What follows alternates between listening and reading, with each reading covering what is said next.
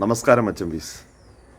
ചരിത്ര പുസ്തകങ്ങൾ മനഃപൂർവ്വം വിസ്മരിച്ച മഹാരഥന്മാരായ നവോത്ഥാന നായകരെക്കുറിച്ച് പറയുമ്പോൾ ഒരിക്കലും വിസ്മരിക്കാൻ പാടില്ലാത്ത നാമധേയമാണ് ശ്രീ കാവാരിക്കുളം കണ്ടൻ കുമാരൻ്റേത്. ഇദ്ദേഹം അയ്യൻകാളിയുടെ സമകാലികനായിരുന്നു. അയ്യൻകാളി തിരുവനന്തപുരം കേന്ദ്രീകരിച്ച് അങ്ങ് തെക്കാണ് പ്രവർത്തനങ്ങൾ നടത്തിയതെങ്കിൽ ഇദ്ദേഹം മധ്യ തിരുവിതാംകൂറിലാണ് തൻ്റെ പ്രവർത്തനങ്ങൾ കേന്ദ്രീകരിച്ചത്.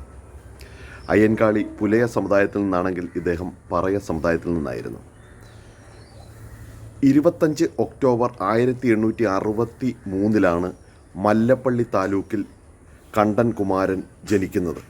കണ്ടൻ്റെയും മാണിയുടെയും പുത്രനായിരുന്നു ഇദ്ദേഹം. 1934 ഒക്ടോബർ 16 അദ്ദേഹം 70-ാം വയസ്സിൽ മരണപ്പെടുകയാണ് ഉണ്ടായത്. അപ്പോൾ ഇദ്ദേഹത്തിൻ്റെ പ്രവർത്തനങ്ങൾ വിവരിക്കുകയാണെങ്കിൽ ഒരുപാട് പറയാനുണ്ട്.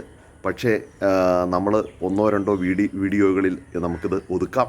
അപ്പം പ്രിയപ്പെട്ടവരെല്ലാവരും ഇത് കാണണം, ഷെയർ ചെയ്യണം എന്ന് അഭ്യർത്ഥിക്കുകയാണ്. അപ്പോൾ അക്കാലത്ത് ഈ പറയ സമുദായത്തിൻ്റെ തൊഴിൽ എന്ന് പറഞ്ഞാൽ ഈറ്റ നെയ്യലും അതോടൊപ്പം തന്നെ കാർഷിക വൃത്തിയുമായിരുന്നു.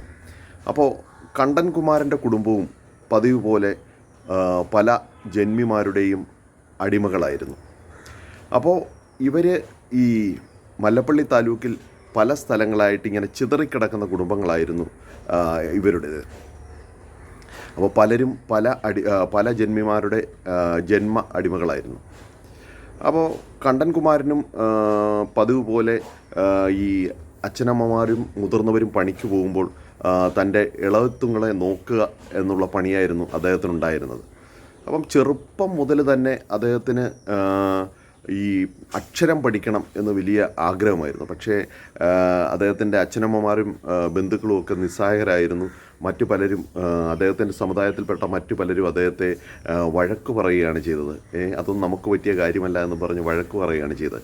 എങ്കിലും കിട്ടുപിള്ള എന്ന് പറയുന്ന ഒരു കുടിപ്പള്ളിക്കുട ആശാൻ രഹസ്യമായി ഈ കണ്ടൻ കുമാരൻ്റെ ഈ പഠിക്കാനുള്ള ആഗ്രഹം കണ്ടപ്പോൾ രഹസ്യമായി അദ്ദേഹത്തെ അക്ഷരം പഠിപ്പിക്കുന്നുണ്ട്.